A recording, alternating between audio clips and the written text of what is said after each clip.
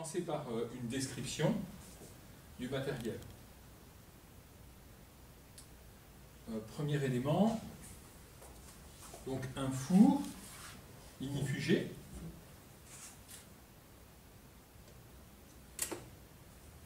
Dans ce four, qu'est-ce qu'on va trouver? On va trouver un radiateur, qui est la partie blanche ici, qui devra être branché et qui servira à chauffer le matériau qui, dans la manip, sera posé sur le plan incliné, de manière à lui faire émettre éventuellement des gaz de pyrolyse. Deuxième élément qu'on va trouver à l'intérieur de ce four, des veilleuses, des flammes pilotes, hautes et basses, toutes les deux alimentées au gaz, et qui serviront juste à déclencher l'inflammation si les vapeurs de pyrolyse sont combustibles. Troisième élément qu'on va trouver dans le four, des sondes de température, basse, qu'on va trouver ici, et des sondes de température haute qui seront réparties dans le haut, à l'entrée de la cheminée de l'extracteur. Le deuxième élément qu'on va trouver sur cet appareil, ça va être un extracteur, donc un moteur qui va emmener les fumées vers l'extérieur.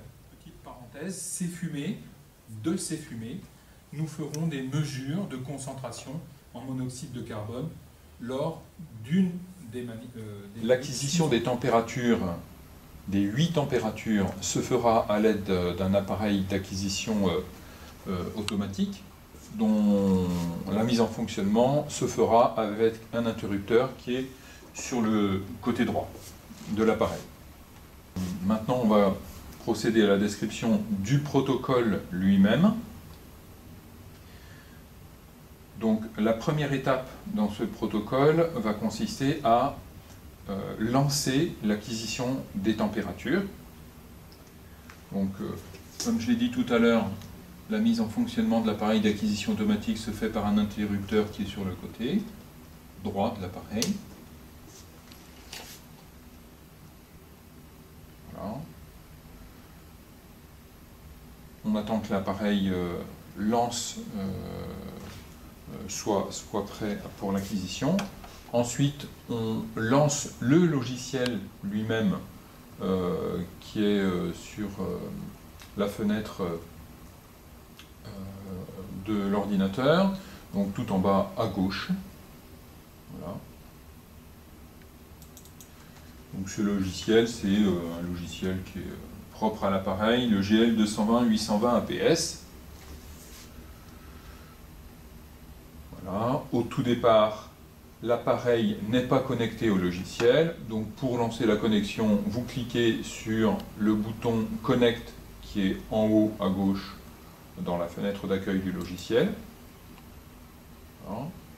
Ensuite, vous lancez l'acquisition à proprement parler en cliquant sur le bouton Connect de la première ligne qui est intitulée Épi radiateur. Dès que vous avez appuyé sur Connect, il vous suffit d'appuyer sur Ferme, et à ce moment-là, le fichier, l'acquisition commence déjà, et le fichier Excel ne s'ouvrira qu'à partir du moment où vous aurez cliqué sur le bouton Départ du logiciel propre à l'appareil GraphTech. Donc vous voyez qu'en arrière-plan, le fichier Excel est lancé.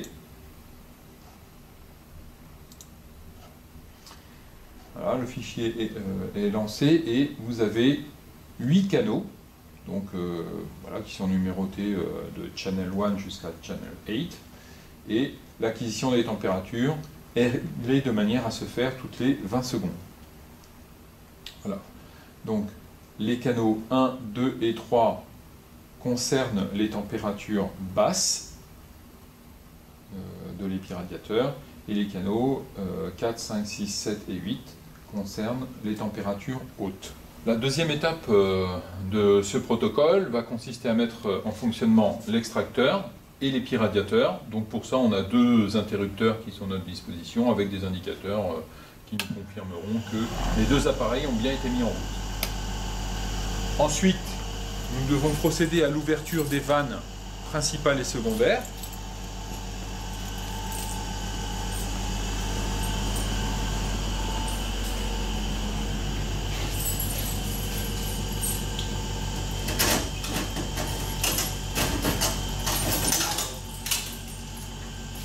Donc la vanne principale de gaz.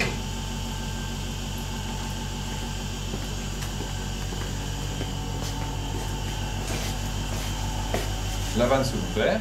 Pour l'étape suivante, on va devoir allumer les veilleuses donc hautes et basses, comme je l'ai dit tout à l'heure. Donc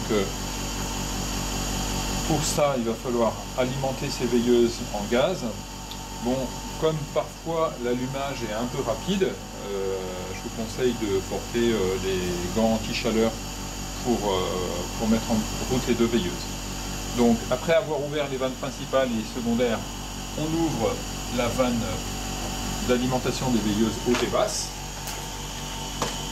on traque l'allumette, et puis ensuite on allume ici les veilleuses basses, et puis ici les veilleuses hautes.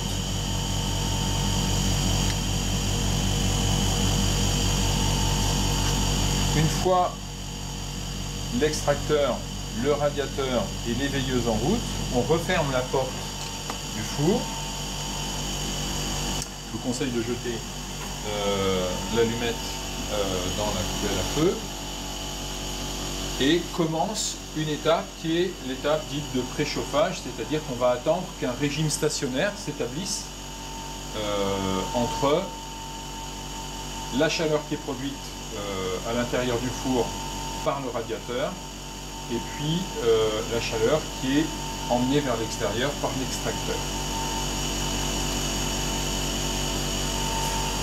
Une fois que vous avez terminé cette étape-là, donc pendant l'étape de préchauffage, je vous conseille de surveiller le logiciel d'acquisition de température pour vérifier que vous avez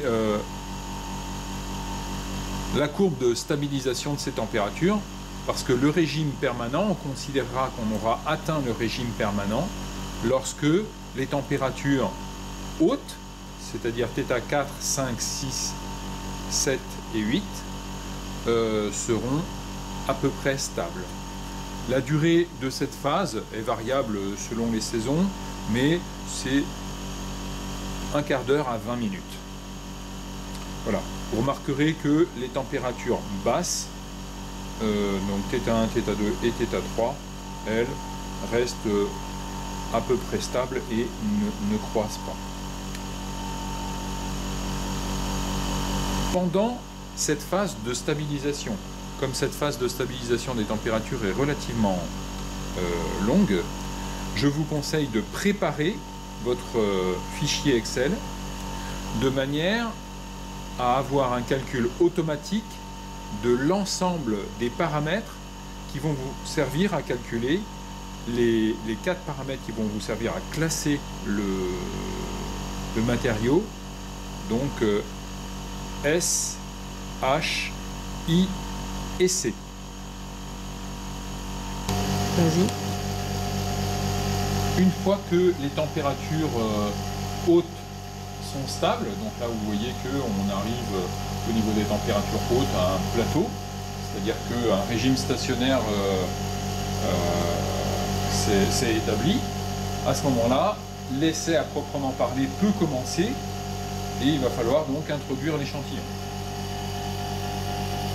Donc pour ça, vous ouvrez la porte, vous insérez l'échantillon sur le plan incliné,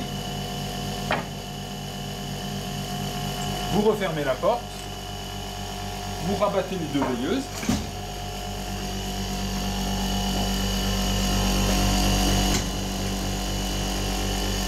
et un opérateur va rester devant la plaque pour regarder à quel moment la face inférieure va s'enflammer. Dès que la face inférieure se sera enflammée, vous le signalerez à l'autre opérateur qui lui sera devant l'écran et qui notera l'instant auquel la face inférieure s'est enflammée.